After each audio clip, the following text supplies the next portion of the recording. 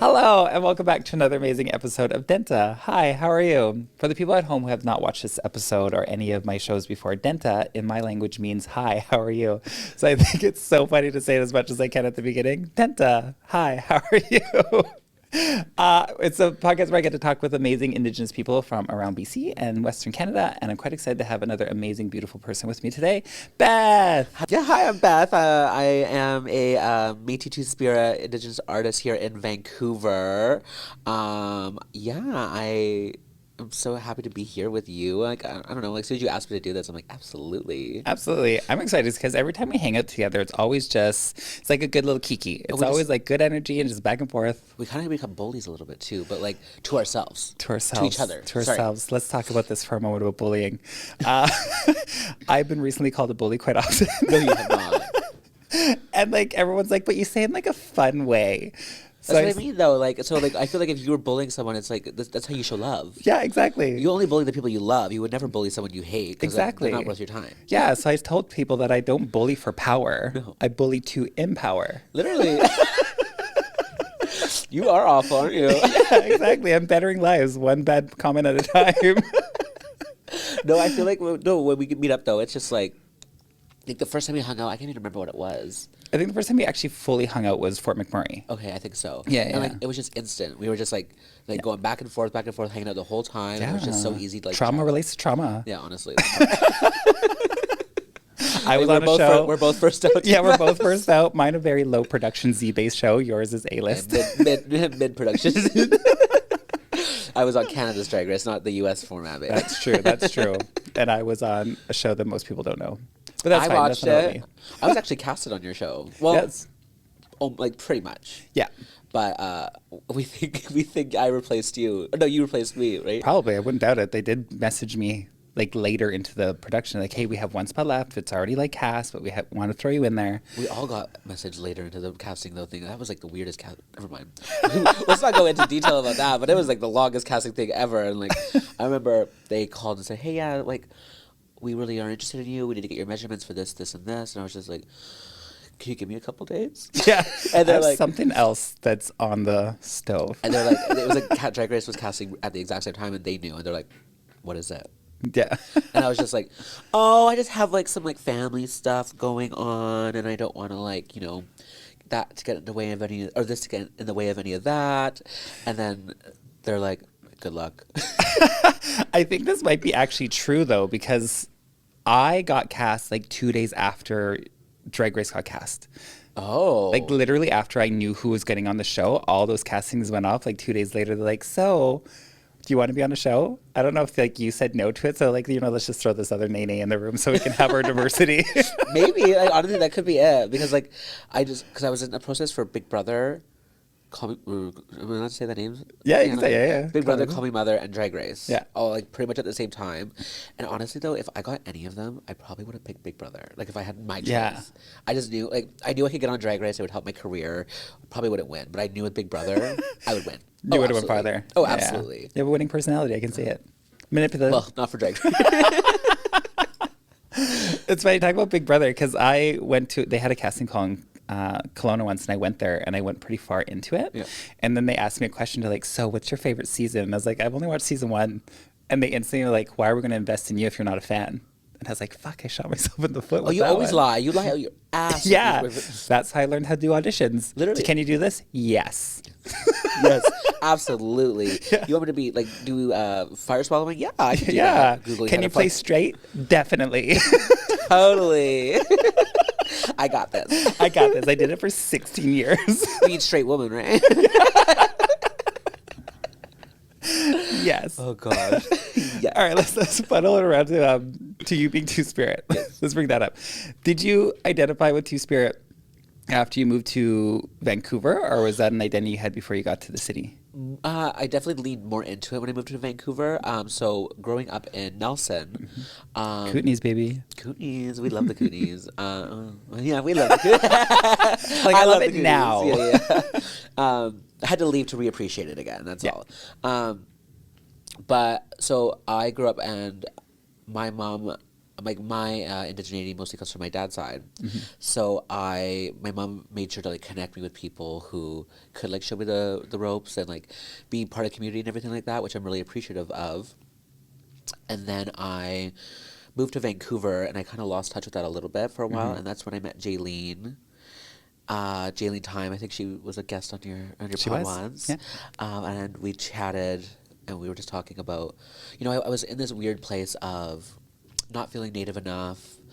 And she was like, well, there's no one way to be native. Like, there's no one way to be Indigenous. And she really, like, helped me reconnect here in Vancouver.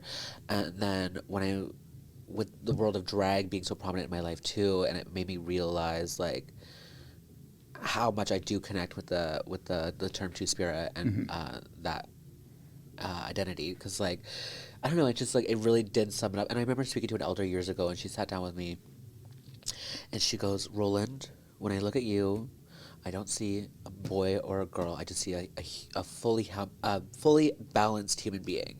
Aww. And that, like, was the first It's a time. beautiful thing to hear. Right? And, like, honestly, like, I never really knew how to take it, but I just knew I resonated with that so much. So when I started to connect more with being Two Spirit and, you know, learning from Jaylene especially, it kind of just, like, made sense to claim that term and really hold on to that. Yeah. So. It's wild talking to a lot of people that identify with Two Spirit, as well as myself as well, is that it just like clicks something in your life, right? Because like we're probably identified as queer when we're younger or gay when we're younger before we get because that's all we knew. And then all of a sudden Two Spirit comes around and you're like, I see it. I get this. It's there, you know? And, you know, like, I think there's, again, Two Spirit is such a, how do I say it? It's such a broad spectrum of how you could claim that, you know, like, because I like to kind of, some people don't like when I say this, but in my term, it's almost like our term for queer in a way. It is actually literally that. Literally, so if anyone doesn't like that, they're subverting it or putting their colonial views on it to narrow it down even farther. But sometimes I think like using the term queer to say it, like kind of almost is putting our colonial views onto that as well, right? Or dumbing it down for the white people. Yeah, exactly. But no, like it just means. I mean so many different things too, right? Like that's just like that's why I really resonated with it because there was again no one way to be Two Spirit. Yeah, literally.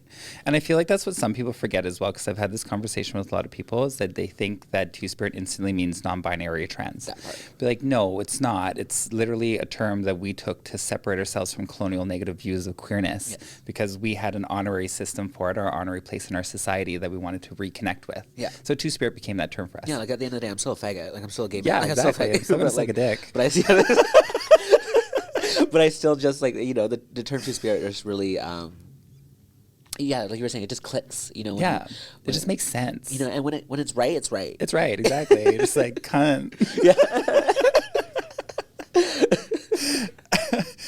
All right, I want to talk a little bit about you. We mentioned earlier that you were on the TV show. Oh yeah, I know that one. And did you feel that there was more pressure after you got on the show to be more Indigenous? Because you did mention earlier that you didn't feel Indigenous enough. Oh, absolutely. And I feel like that's a lot of us urban natives feel sometimes when we leave our home or we're not close to our own reservations, that we feel that we have to have a feather in our hair or I have to be like, how? You know, to like feel this view that people see us as. Because there's like I never grew up on the res, you know, like I didn't grow up even like in my territories like at all, like around my like I grew up on the other side of the country, so I always had this little bit of disconnect. And then again, like I said, when I moved to Vancouver, is like I was kind of reconnecting a little bit when I was like a teenager back home, but it wasn't until like I moved to Vancouver and I really started to be okay or celebrate it even more. I mean, I was always celebrating it, but like I was really proud of it, but I just didn't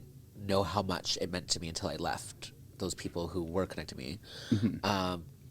It's wild because, sorry, I don't mean to interrupt you, but it's wild, like the sense of community that we crave. Oh, and then when we don't have it, you're like, I'm missing something. Yeah, literally. It literally, the Indigenous community was the first community who allowed me to be 100% myself and celebrated it and didn't tear me down for it, you know? So. And then you got the drag. And then I got the drag, right? And now that it's just all being torn, I'm just being torn apart. I remember I moved to Vancouver and I was like, I went from being like the premier drag queen in that little tiny town to like nothing, and I was just, that was like a shock. And then like I lost, it was a lot. But then when I got the opportunity to go on Drag Race, I never really looked at Beth as an Indigenous person. You know? Oh, oops. I never really looked at Beth as like an Indigenous person, or I looked at her as this. Just this glamazon. This literally, she's a character I create. That's not necessarily 100% who I am. There's obviously aspects of myself in Beth, or allows me to bring parts of myself out. But I remember I got casted on Drag Race, and I didn't really talk about being Native during my audition process. And it wasn't until they started asking me about my background that I realized, oh, this is going to be what they're going to push. Yeah. I'm like, okay. And that's when I got the pressure on me. Yeah. I felt like I was being casted to go in there and represent for a community that I don't think I could fully speak for. And there was a lot of pressure on me in that way. And again, like Jaylene really helped me say like, you know, again, there's no one way, like you go represent yourself, and that's all you can do. So when I left the show, I definitely I was like, you know what?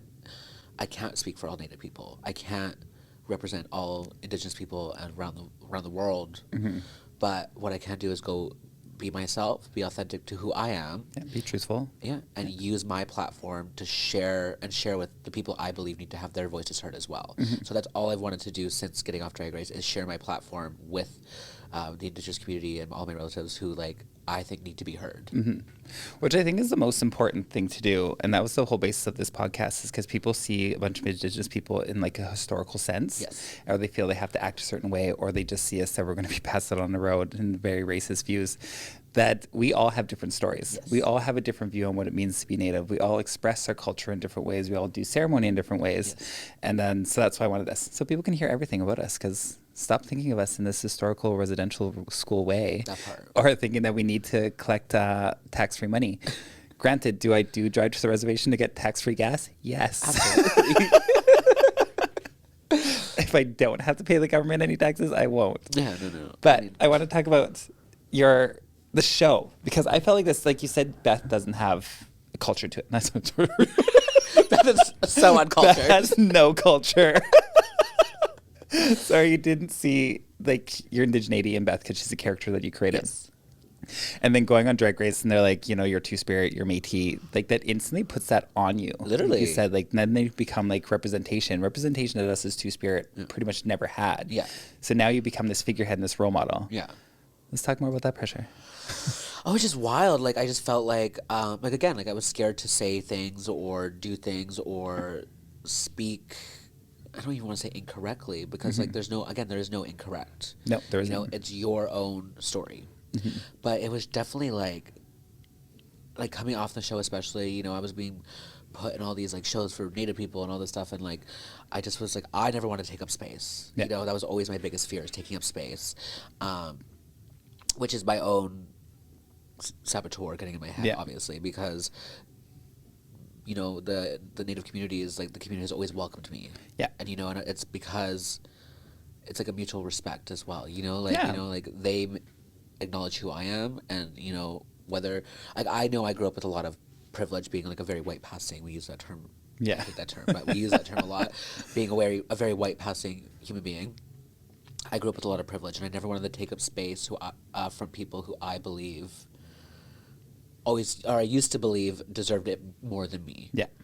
And then again, having people in my life like Jaylene, even Alona Verley has been a very powerful person in my life, because she was the first Native person on Canada's Drag Race. Yeah. Which was wild to see her walk down the stage in regalia. That was a powerful moment for me to feel represented as well. And if it wasn't for people like that, I feel like I would have not ever spoken about it. And felt like I can't talk about it, I can't be involved. But the people in my life continuously remind myself that I am part of this community, and you're worthy, you're here, you're Native, celebrate it. Exactly. You deserve the space as everyone else, because you fought for it. Yeah. Yeah, I agree with that, because a lot of people do feel like there are some gatekeeping natives, which is weird. And some people, when they say that, I'm like, this does sound very colonial of you right now. And then they feel in shock and they're like, why would you say that? It's because you're separating natives from non-natives. Exactly. Or you're creating this line where you have to go across or you have to do certain things to be included. It's like, that's not how our culture works. Literally. And that, once again, I'm not blanketing that across all indigeneity across Canada. But there was a point where I also didn't want to take up space because, once again, I left the Yukon at a very young age and I wasn't disconnected from my culture. And then I took a step back and I was very anti-native for a while. And it's only because anti-native. I know. Hey. And then I jumped back into it. And then, since I'm a visitor in the Okanagan land, it's not my territory either. So I had to remind myself, just because I'm not from this land, I'm still standing up and fighting for us all, in a sense. Exactly. Because I'm going to be a proud, loud Indigenous person. Sometimes I get a little too loud and people accuse me of being an angry Native woman. Well, the shoe fits. Yeah, exactly. In my dainty 12. But like, and when someone says me that, I'm like, we're allowed to be angry though, Yeah, at some absolutely. points. Yeah. You mentioned earlier that you were doing shows, or you got hired a lot for shows because of who you are, the TV show that you're on. Do you ever feel that you're put into some situations where you're like, I'm uncomfortable doing that? And for example, I would get hired for sometimes to do land acknowledgements, to do things, and I'm like, I'm not super familiar with this territory. No, exactly. And I was like, I don't feel comfortable going into this other city in another province, and just because I'm the Native person, that I should do this. But also, it should be the white people. I agree. Doing the land acknowledgement, Yeah. acknowledging the lands we're on. I have a thing all the time where if there's another white person in the show with me, I'll go on first and be like, all right, everyone, we're going to do a land acknowledgement. But since I'm Native, I know where the fuck I am. So we're going to get a white person to come on stage and do it. That's right. I like that. I like that. I like that. So I always obviously verify with the person that we can do that first, instead of just like calling some white person in the audience. Where are we? Well, I struggle. Not struggle, sorry, that's about the wrong term. Like, I find, like, a lot of time, like, that was asked to me a lot, too, again, not being familiar, but even, like, sometimes locally here, I find some of the land acknowledgements become a little aggressive lately. Yeah. And it's just, like, can we, like, I remember there was, like, one performer, they were like, who in this room is white during the land acknowledgement? I'm like, you just acknowledge every white person in the room during a land acknowledgement. Yeah. I'm like, why are you doing that? Like, that's just you're just diminishing the whole point of this. Yeah.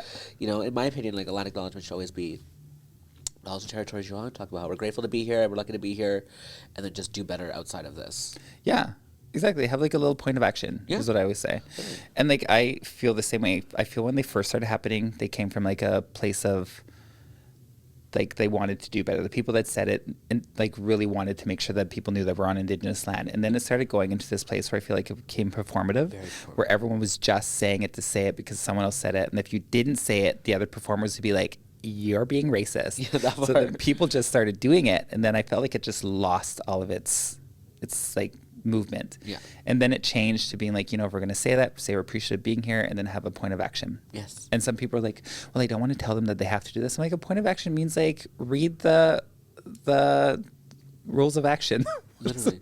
Calls to action. And tell them where they can go find this, and like, you Yeah, know, exactly. and better their life. Like, that's, or not better their life, but better the lives of the people who, or try to help better the lives of the people who were here first, and like, like first, you know? Exactly. So. Or like to keep it simpler, if you want to buy beadwork, just make sure it's from an Indigenous artist. Yeah, not Ardenes or whatever. Yeah, or exactly. Arden. You know, yeah.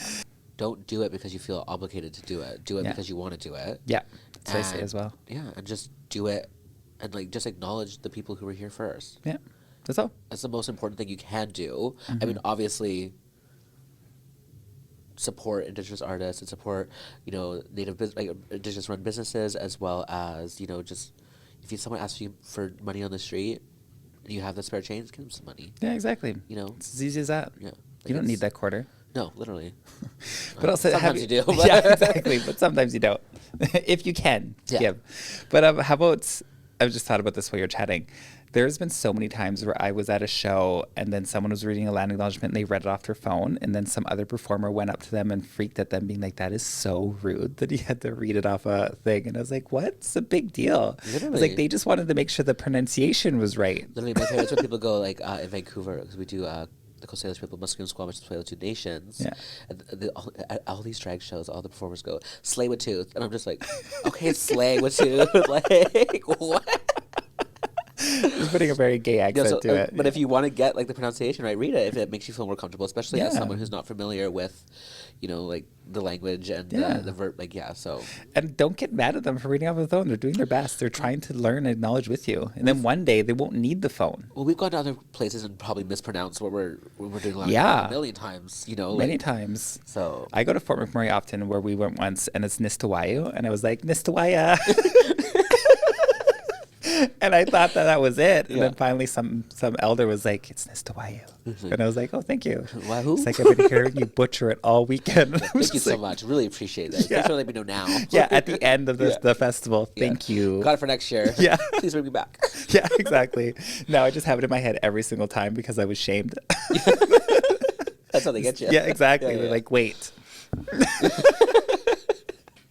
We'll help her out. Yeah, we'll help her later. Out. The native way. Yeah. Watch her struggle for a while. Yeah, exactly. Point and laugh and then tell her. Yeah. God, that does actually sound like a native way. That's amazing. Amazing. I want to bring this up because I want to talk about it still, about being asked to do uncomfortable things. I like smudging. I enjoy it. I love it. Yeah. But I always get hate asking to lead it. Like, I don't know if you've ever got asked that, like walking around doing this thing. And I was like, I'm not that important when it comes to these things. It's like, this person here is literally helping out the whole community and creating these events. It's like, people just know me. Yeah. Like, They just know me. It's like, I feel like someone else should do this. Yeah. Have you ever been like... I think there was one time I actually just said, like, I don't feel comfortable leading. Yeah. Like, I love participating as well. Yeah. I just something about after a good smudge, you just feel all your sins are gone. Yeah, the sins are gone, the demons are out. Yeah. And I feel the same way. I've gotten used to saying no. Yeah. It was hard for a moment. It's okay to say no too. Like, that's the biggest thing I learned too. Like, especially with having pressure on me now, I'm allowed to say no. Yeah. Where I'm not feeling like maybe this is not my position, know? Know your place in the tribe. Yeah. I think that's such a powerful thing to do. One, for our mental health, and two, just to be able to give quality content out there. Exactly. Is to be able to say no. Yeah. It's like, I'm not the right person for this. Sometimes I'll point them in the right direction to find the right person. Yeah. But if I know. Yeah. Sometimes I don't either. Just send to Jaylene. She's known a lot of things. Jaylene and Jaylene will be like, yep. Like, yeah, I got this. Yeah, don't worry, I got it. Go talk to her. Yeah. Oh, she loves. She does. She loves being what is it? Kilf. Yeah. I coined that term for her. Did you coin that? Coined that term for her. We were on the phone one day, and she's like, "Oh, I'm just a gilf now, Grandma. I'd like to fuck," and I'm just like, "No, baby, you're a kilf." And she's like, "Oh, yeah," and we just like cackled for half an hour on the phone without like talking, just like laughing. It was so amazing, and when she told me, and I was like, "This is perfect." Yeah. And now she changes it to like, "Kukum, I'd like to finance." Yeah, there we go. Yeah. And I was like, that makes sense. But what are you gonna do for that money, Kukum? Your knees are still good. You mentioned earlier that you had to move away to appreciate your town that you lived in. I fully resonate with that. I grew up in Yukon, hated it. And now that I'm older, and I was like, I learned a lot of great things there. Yeah. Did I want to grow up there? No. But like, have a huge appreciation for it now. Yeah. Is that the same with you in Nelson area? Yes, like I still feel like there's a ways to go with it. But I love, how do I say it? I went home, last time I went home was like 2019, I think. And I was just like, wow, I do miss the sense of community that is here because everyone knows each other there. Yeah. And I kind of miss that now living in Vancouver, where it's just head down, walk fast, don't talk to anyone. Yeah. Whereas I remember walking down the street all the time, and I would just, hi, oh, hey, how you doing? Oh, yeah, how's that? Hey. Yeah. How's it going? Love your jacket. Yeah. Yeah, hey, is that mine? I left that at the Royal. Literally that part. At the Royal. I like how you know what the Royal is. I go to Nelson often, actually, so I do know it. There is this weird, like, my mom walks around in my merch, and everyone knows who I am there. Yeah. Like, my mom is a very, I don't know, maybe a prominent figure in the community there. Oh, wow. Like not like she just knows everyone. Yeah. Like, everyone knows my mom. Like, friendly, kind, everyone just knows her. Yeah, well, she used to run the shelter there, too, and, like, make sure cook meals. So just a good human being as well. Yeah, oh, absolutely.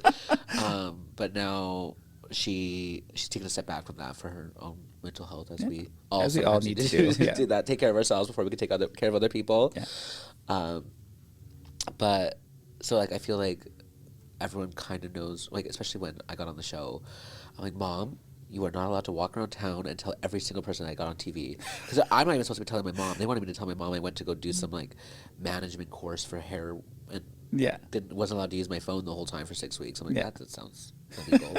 But I'm going somewhere in Canada where there's no reception. yeah, exactly. For 6 weeks. 6 weeks.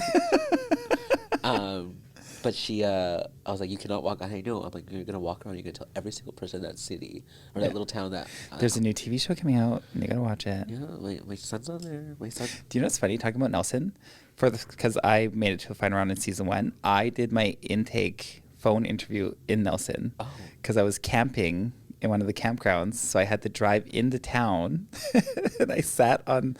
There's there's a clothing store close to Biobora, and there's that corner coffee shop, and there's like this little walkway up a hill. You're saying all these names. I'm just like, you know Nelson. Well, yes, I know that. Yes. And then I just sat on those stairs while I talked to the casting director. Those stairs. There's like that platform. Yeah. Oh my gosh, I haven't been home in so long. I like how you know this.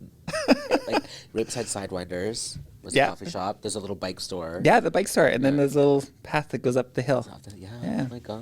That's where I was sitting to do my intake. Didn't make it Wow. past that. No, that's why I made the video that year. I didn't make it past that. I woke up to my phone ringing after being out partying.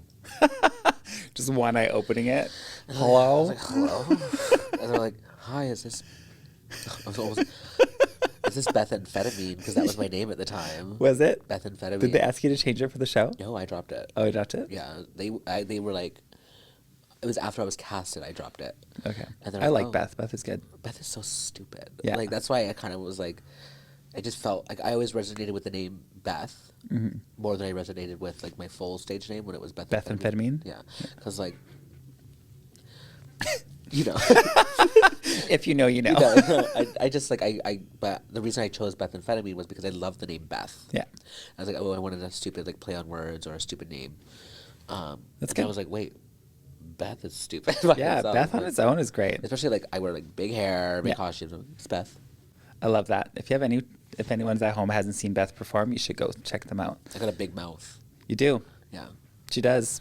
The best lips in town, some would say. Ooh, there's $3,000 of filler in these lips. Yes. They're naturally Naturally, filled.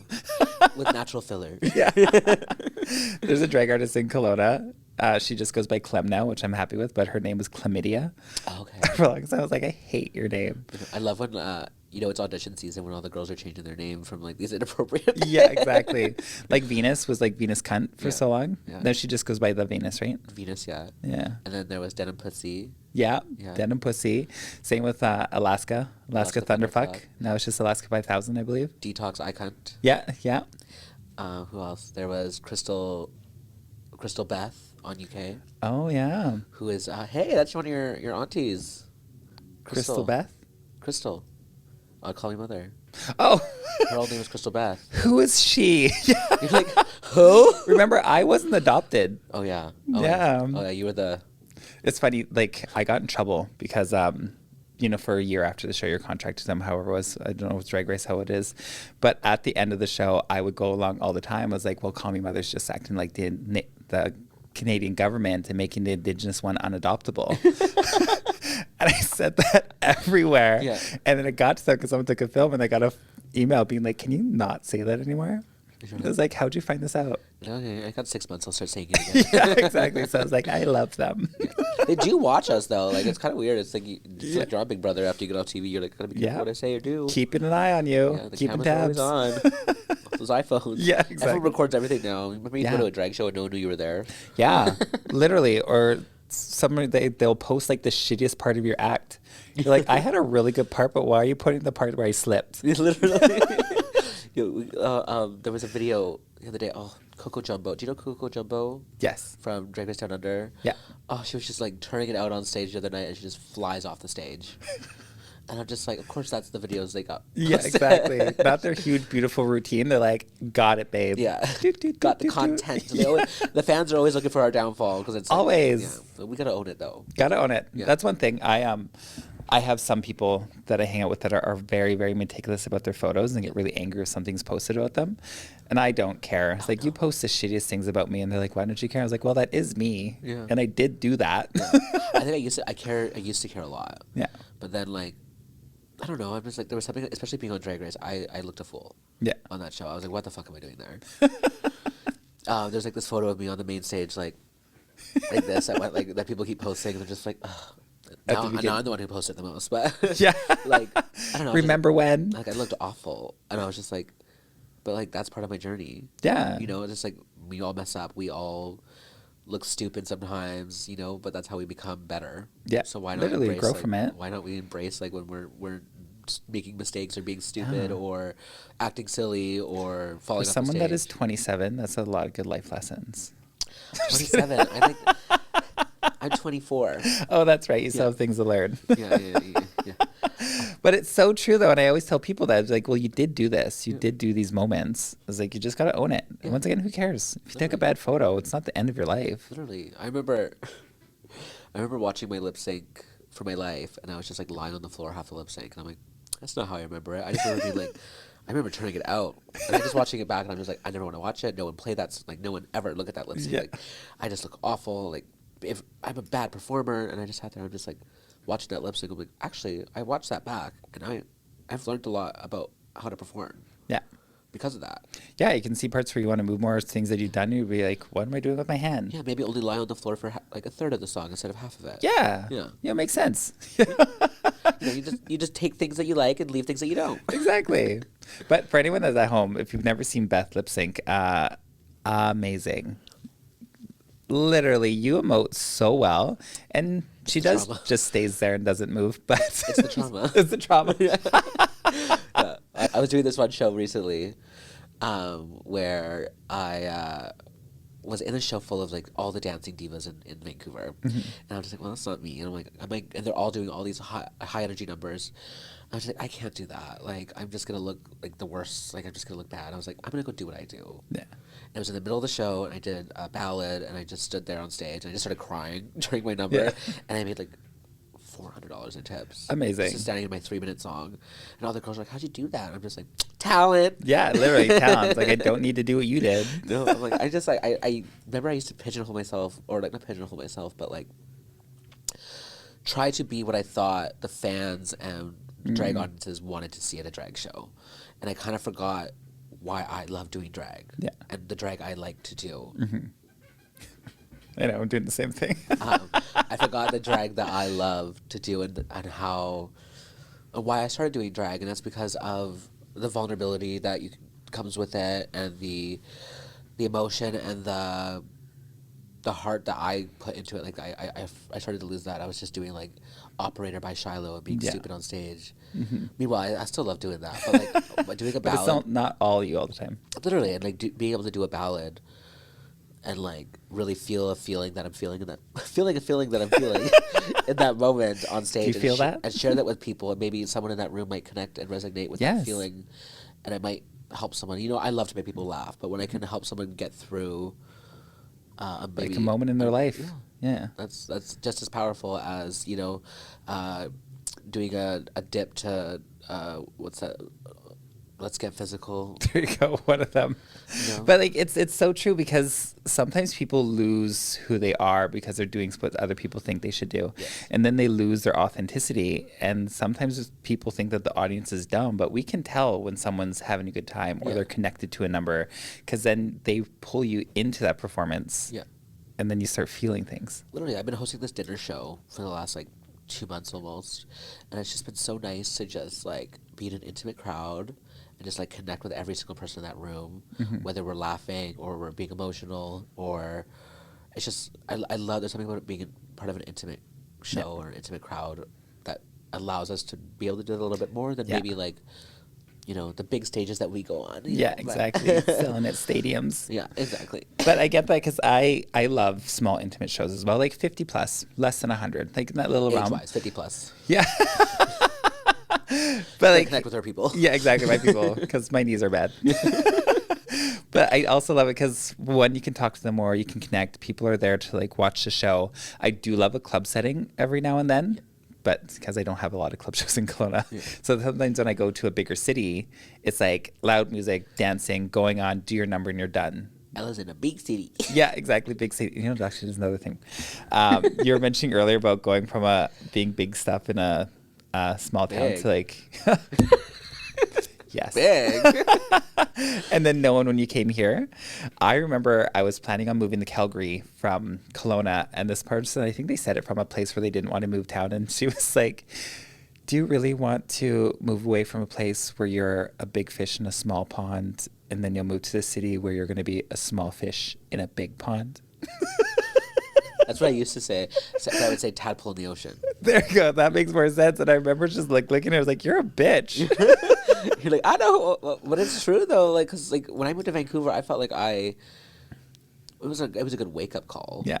To like push myself and involve, and I was now around people who could help me grow and be better, because before it was literally just me. Yeah. There were some other like performers there, but not doing what I was doing. Mm-hmm. Whereas here, there's like so many different styles of drag that I could like pull from. So it helped me grow, but I definitely like had a wake up call that like, oh, I'm not. You had to fight more. I may not be the one and only bitch, but I'm still that bitch. Yeah, exactly. You know, so. It's just a way to like navigate your thoughts or just reroute where you're going. Because I get that. Because a lot of people ask me if I'm going to move away from Kelowna. And I was like, no. And they're like, why? I'm like, for one, I'm really established in the Okanagan. People know me. And then I know that if I go back to a bigger city, sure, I do have a little bit of name to myself, not as big, but I would have to start back lower again to rebuild where I want to. And I was like, I don't have that time. Yeah. You're almost done. I'm almost done, exactly. When people find out that I'm turning 40, there's some that are like, ooh, you look good. And some are like, and you're still doing this? Yeah. Still cross-dressing? Really? Yeah. Still wearing those hard fronts, girl? Yeah. Yes. Yes, vulnerability. Vulnerability in a drag show. Yeah, exactly. Don't stand in front of a fan with that one on. Go right in front of the fan at the show. Like, yeah, it just like flies out. Everyone's cheering for you when you go in front of the fan. Everyone's like, oh. Ooh. Yeah. Talking about small towns, but this week as well, I did a Peak Pride in Rossland in Red Mountain, and we did a photo shoot in front of a fireplace. All of a sudden, this wig is all burnt in the back. I cut it all off, and I was like, she still works. You're still wearing the burnt wig. Well, I cut off all the burnt pieces, but it was more mullety before. I'm gonna inspect that later. Yeah, it's kind of gross. There's some parts, but you know, not many people see the back of my head because I've been celibate for a long time. You still have your face trimming layers, so you're good. Yeah, exactly. Filler. Yeah. You know, I remember when I got casted, everyone was like, "Who? What? Who? Her? That one who comes out once every few months? Really?"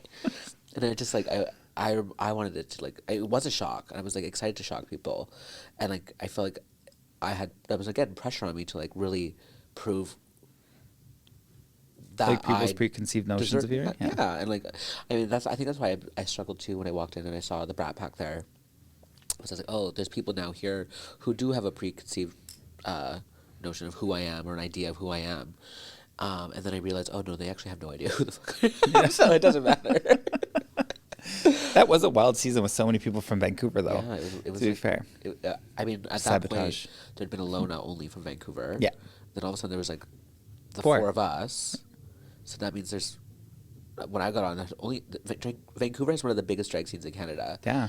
And there's only 5 of us ever who had been on the show. Yeah. And I was like really proud to be one of those 5. Yeah. So.